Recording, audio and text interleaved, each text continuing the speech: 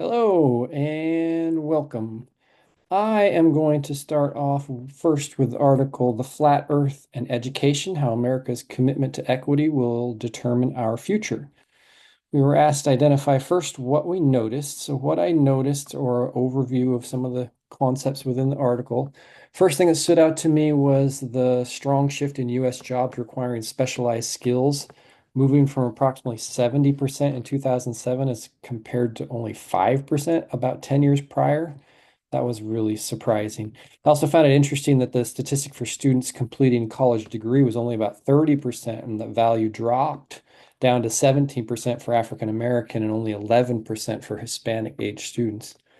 But probably the most dramatic of the early statistics was the fact that between 1980 and 2000, three times as many African American men were added to the nation's prison systems as were added to our colleges. So subsequently, the article goes on and details the profound impact of teaching, of curriculum, and funding on the learning outcomes of all individuals. They talk about funding disparities, and they describe that the wealthiest 10% of school districts in the US spend nearly 10 times more than the poorest 10% of school districts, and that spending ratios of 3-to-1 disparity are common within most states.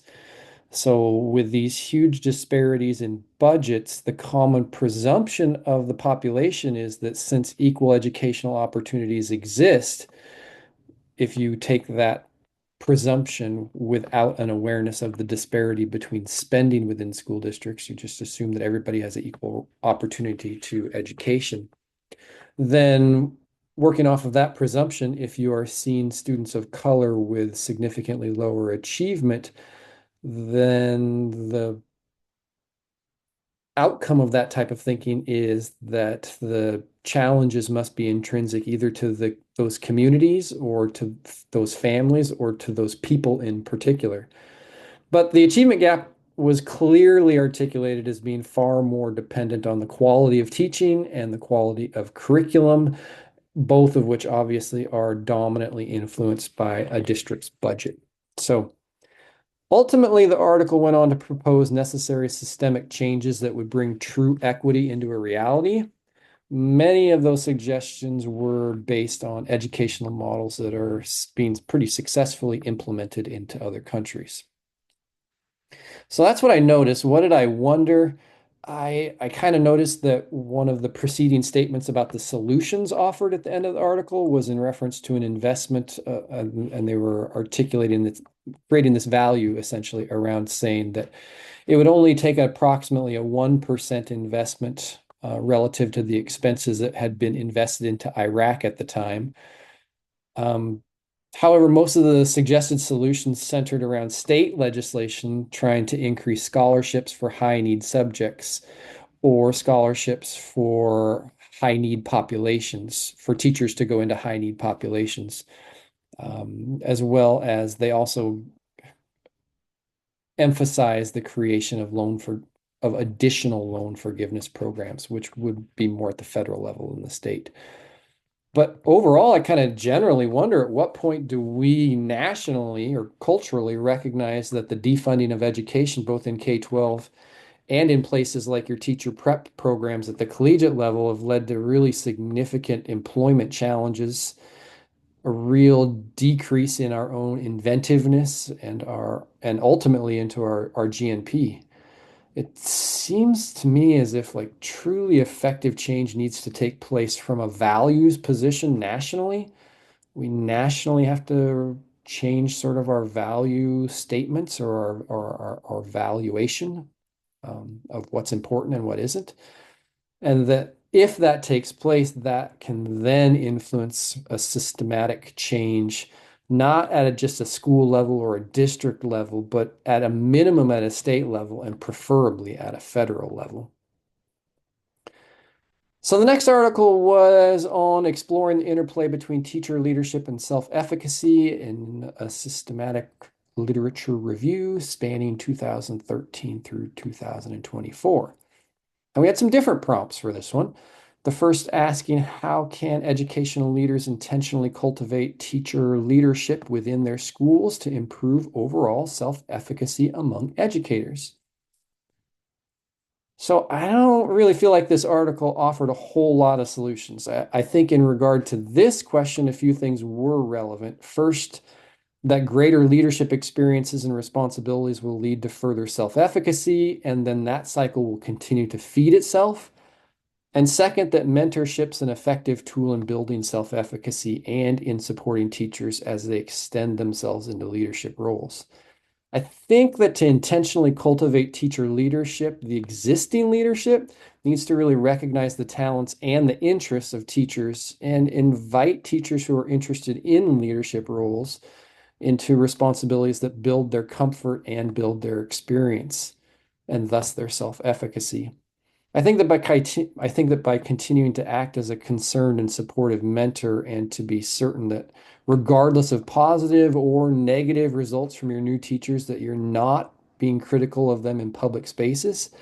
I think the more you recognize individuals publicly for taking on leadership roles, in conjunction with showing how those added responsibilities are building towards greater professional positions, is really important. Furthermore, I think if districts are trying to use financial incentives to encourage this type of involvement, I don't really think that most districts can come up with a financial incentive that's significant enough for teachers to take on those very initial roles and responsibilities. So I would suggest instead that a set number of paid vacation days would probably be a greater incentive for a smaller budgetary investment. The cost for a substitute teacher for 3 full days is not likely to be a dollar amount that really influences a teacher to volunteer, but those 3 additional paid days off very well might be.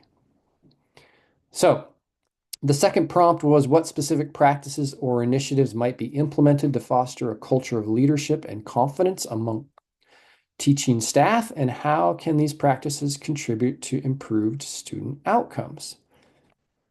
Well, I think formal mentorship programs that support teachers as they step into leadership responsibilities is really valuable. I think ensuring that those mentorship commitments don't exceed their benefit by asking a new teacher to commit to too many hours of meetings or planning is pretty important. I don't think that if you're meeting too much with your mentor, that you're not seeing benefit out of that, and it's just detracting from your own um, contracted responsibilities, that's an effective system. So I would want to be careful about that. I think that if you're building a community that really recognizes and promotes from within, that's going to be really important. The more that individuals starting down leadership pathways can see that that path is going to lead towards professional positions and increased pay or benefits, is likely to make that initial decision to invest and try out leadership positions or leadership responsibilities, at least, more likely. The article talks a fair bit about improved teacher leadership leading to improved student outcomes through the adoption of new curricula or new teaching practices. I think by having grassroots activists essentially who experiment with and then kind of ultimately recruit for and then even promote new teaching methodologies or new curriculum or parent and community collaborations, whatever of all those different ways that we can adjust and invest into our student learning experiences, that those student learning experiences do evolve to meet the ever-changing needs of our changing student population, along with utilizing new technologies as they become appropriate to be used as they add benefit. The last of our prompts was what challenges might arise in this process. And for that, I think some of the challenges I could recognize, new leaders can make mistakes that can negatively, really negatively potentially impact their self-efficacy, especially just when we recognize that those mistakes are going to be public and amongst their peers and their families, perhaps, or the families of their students. I think leadership responsibilities are often initially entered into on a voluntary basis with no adjustment to the teacher contract. So teachers are doing additional work without additional compensation. So beyond the challenge of just doing additional work, I think what is mm, implied but not clearly stated is that that additional investment of time could be seen as coming at the expense of their contracted responsibilities for planning and leading their classrooms. So I wouldn't want that to become overburdensome without appropriate balances. And the last that I thought of was if teachers are asked to take on leadership responsibilities, but that doesn't ultimately lead to formal promotion, then teachers can become pretty disenchanted with the district. So if you're asking teachers to invest in leadership activities and develop leadership skills, but your district continually hires for advancement from out of district applicants, I think that would be a problem. I would want to make sure that both within my school and within my district, we're creating a community that promotes from within and promotes based off of the value and the investment that our teachers are making. Okay, well, that is the end of my piece, and I look forward to hearing what you have to say. Have a good rest of the day.